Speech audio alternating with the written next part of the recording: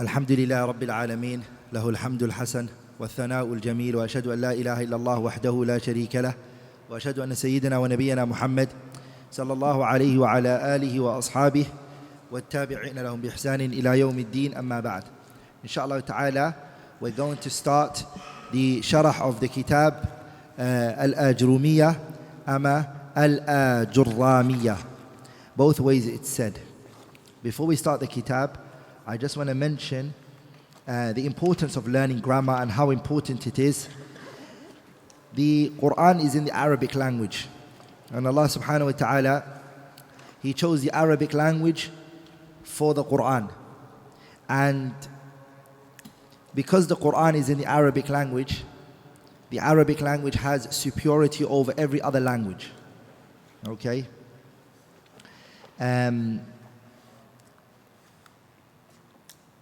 Whether we agree with that, whether we like it or not, that's the haqiqah and the reality that doesn't change for anyone. The issue here right now is the Arabic language being the most virtuous of all languages means that the language of the Arabic should be a language that we all try to speak.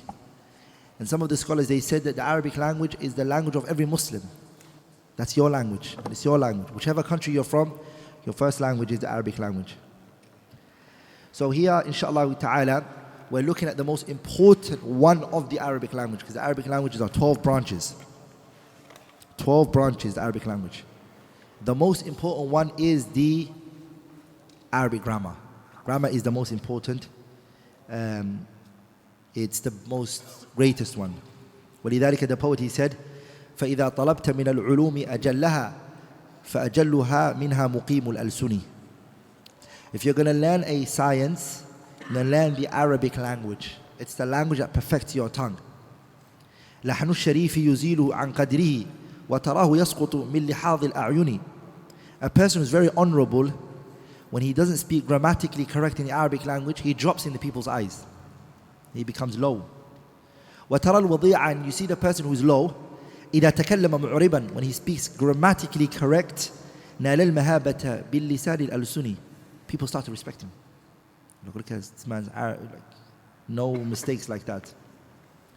So we need to try to give this language, the Arabic language, the honor Allah Tabarak wa Ta'ala gave it. The book that we've chosen is Kitab al-Ajrumiyyah ama al-Ajurramiyyah, which is a beginner book. It's the first book, to be honest, that you take in grammar. And you may not understand it the first time that you take it. It may not be clear, but repeat it so many times, inshallah ta'ala, until you understand it very well. And just because the science is a bit hard, it doesn't mean that you don't go forward for it. You go on and on and on. I remember when I took Ajrumiyyah the first time, 2002, 2003. So I was 13, 14, something like that. And I remember that there was only 4 people used to come, or 5 people. It was after Fajr. Very little. Not many people used to come. And we started from Ajrumiyyah, we finished it. Then we went to Mutammimatul Ajrumiyyah, we finished it. Then we did Lamiyatul Af'al, which is a sarf book. Then we finished it. Then we did Qatrul Nada wa Ballu Sada by Ibn Hisham al-Ansari. We finished it. And then we did Alfiyat ibn Malik. And we finished it. And people were dropping. Until the last day we finished Alfiyah was 2 people left. You see? So just because something is hard, you don't give up. You carry on, you carry on, you carry on. So inshallah ta'ala, we're going to start with Nahu, inshallah ta'ala, grammar. The kitab is, so we're going to start with Ajrumiyyah, sorry. It's a basic book which everyone needs to know in order to understand the Quran and to understand the Arabic grammar. Naam. بسم الله الرحمن الرحيم الكلام هو اللفظ المركب المفيد بالوضع. The author rahimahullah, al-Imam Abu Abdullah Muhammad ibn Dawood al-Sinhaji al-Shahir bibn Ajurrum or bibn Ajurram. He started his book with saying that the Arabic speech is 4 types. Al-Kalam. The Arabic speech is 4. According to the grammarians, they consider something to be a speech when it meets 4 conditions. 4 conditions when it's found, it's called a kalam, a speech. أن يكون لفظا, it has to be something that is uttered. The word al-lafdhu, it means الصوت المشتمل على بعض الحروف على حروف الهجائية التي أولها الألف وآخرها الياء. The word lafdh means الصوت. Okay? Lafdhu means الصوت, it means the sound a person makes. ولذلك the Arabs, they say لفظ محمد النواة. لغة Arabs, they say لفظ محمد النواة. What does it mean لفظ محمد النواة? أي رمى, when you throw something. Originally the word lafdh means to throw something, is to toss something. That's what it means. الطرط والرمي, it is to throw something and toss something. Lakin according to the grammarians, when they use the word lafdh, they mean الصوت المشتمل على بعض الحروف الهجائية التي أولها الألف وآخرها الياء. It's basically pronouncing the alphabets. Starts with alif and it finishes with ya. So the first condition for the grammarians to say this is a kalam is that you say it. So according to them, وخرج بقولنا, what leaves this is ما كتب أو أشير, that which is written or that which has been signed. They don't consider that to be speech because it's not pronounced. ولذلك, that's why in the salah, if a person doesn't talk but he does gestures, it doesn't break his salah. No, ليس بكلام, it's not speech. Are we all together? Hasn't uttered it. Are we all together?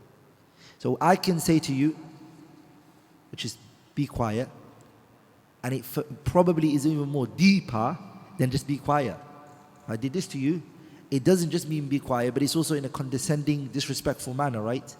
That maybe be quiet doesn't have. صح? Like in one is speech, according to the grammarians, and the other one is not. So they don't look at the fact that they both fulfill the same goal. They don't look at that. They only look at pronunciation. The second condition is أن يكون مركبا. أن يكون مركبا means it has to be compounded. أن يكون مركبا means it's compounded.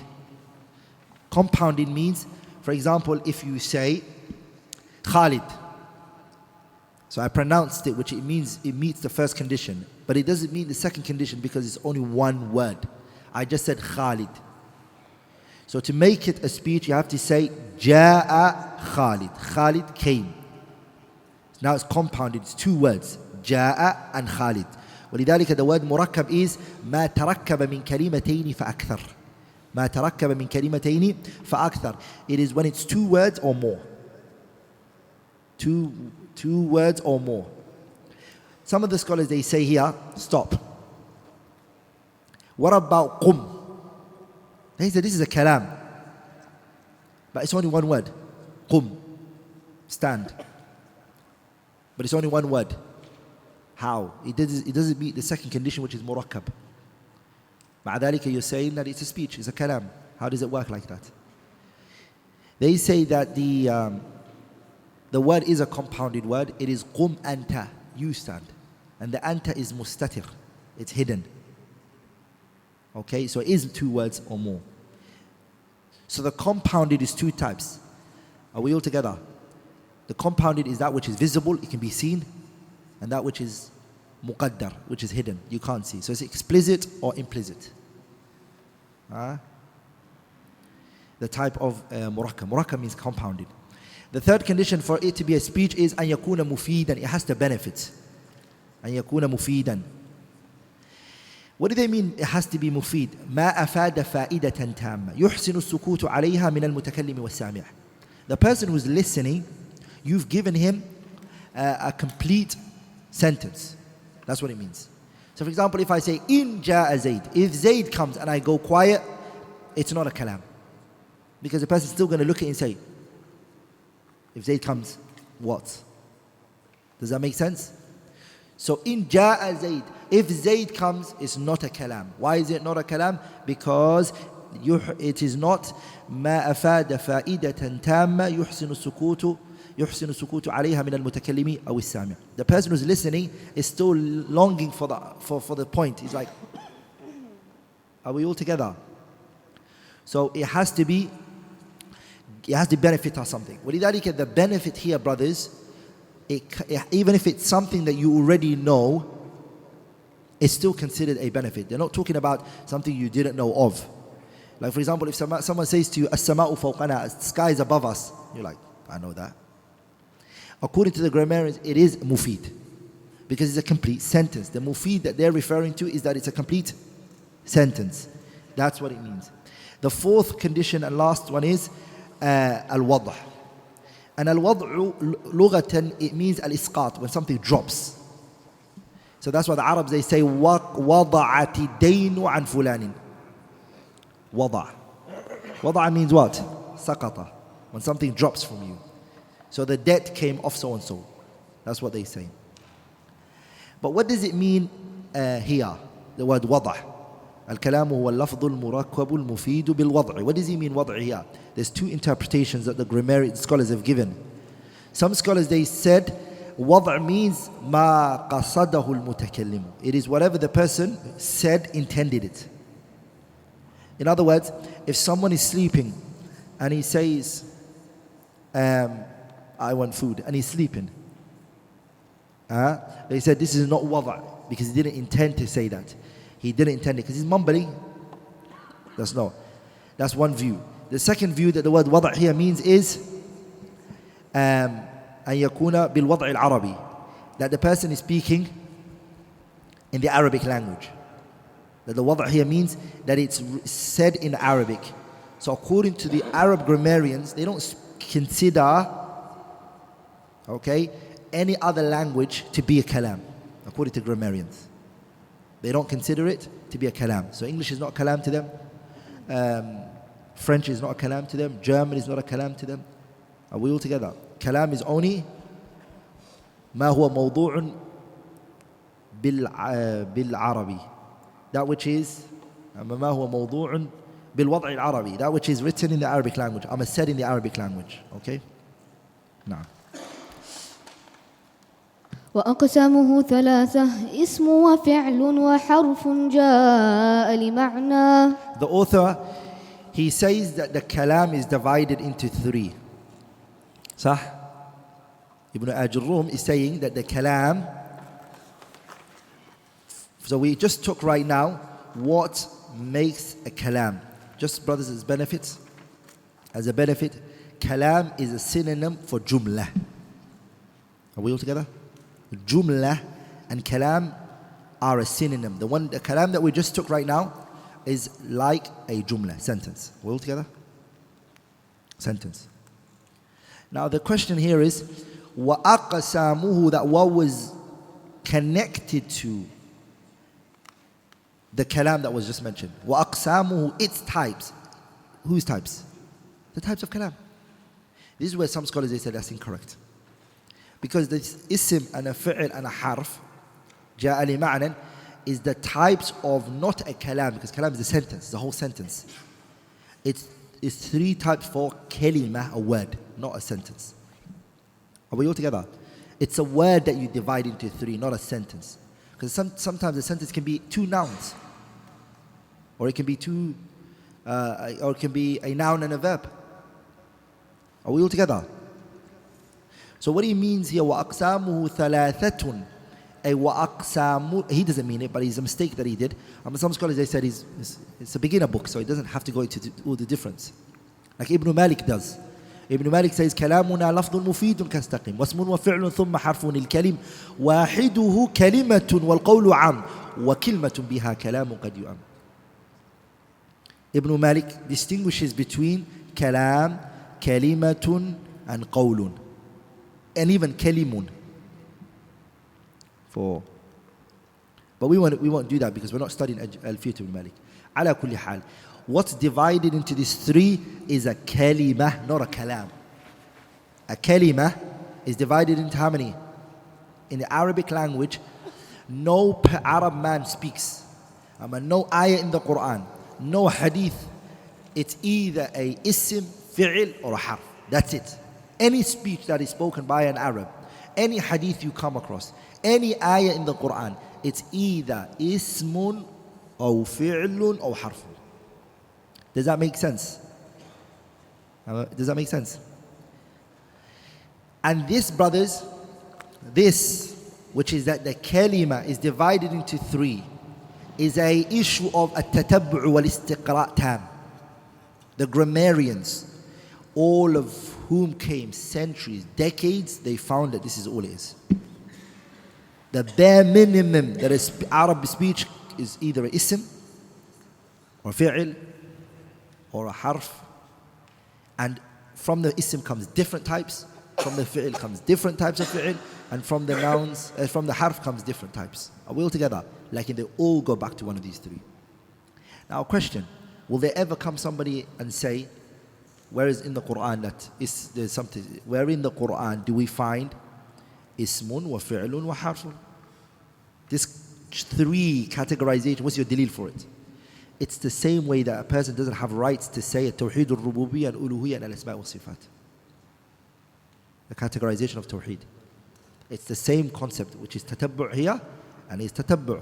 The tatabbu' here of the ulama is istiqra' tam. Bring an example of something you believe that they did wrong in, or their categorization. Are we all together? Am I making sense? هذا هو. وأقسامه أي يعني وأقسام الكلمة is three types. اسم وفعل وحرف جاء لمعنى. Now what I'm going to do, brothers, is I'm going to first of all define what a noun is. So before we have to know this. I'm going to define for you what a noun is, number one. And the definition that I give for a noun is going to be lughatan wa istilahan, technically and linguistically and technically. That's the first thing I'm going to do for a noun. The second thing I'm going to do is I'm going to tell you the types of noun there are, which is number two. And the third thing I'm going to do, inshallah ta'ala, is I'm going to give you the alamat of a noun, the signs of a noun, how to identify a noun and know it. Am I making sense? Then I'm going to go to the verb. Then I'm going to define the verb lughatan wa istilahan. I'm going to give the definition of a verb, linguistically and technically. That's one. Second thing I'm going to do for the verb is I'm going to give you the types of verb there are. And the third thing I'm going to do for the verb is I'm going to give you the signs to identify what is a verb. Then I'm going to move on to the harf. I'm going to define a harf for you, lughatan wa istilahan, linguistically and technically. That's one. The second thing I'm going to do is I'm going to divide or mention the types of huruf there are, verbs. Particles. The word harf is a particle. And the third thing I'm going to do for the harf is I'm going to mention for you the alamat and the way to identify a harf. So the same thing for each and every one of them. If you do that for an ism, you can define it. You know its types and you know its sign, and you do the same for a verb and the same for a harf. You have truly understood a good level to go into the book later, inshallah ta'ala. Let's start with the first one, which is وَأَقْسَامُهُ ثَلَاثَةٌ ismun. What is the ism? What is the ism in the Arabic language? Before the grammarians, they gave it a definition. The grammarians, before they gave it a definition, what was it to the Arabs before that? The word ism to the Arabs is مَا دَلَّ عَلَى مُسَمَّى. مَا دَلَّ عَلَى مُسَمَّى. It is something that shows you and indicates for you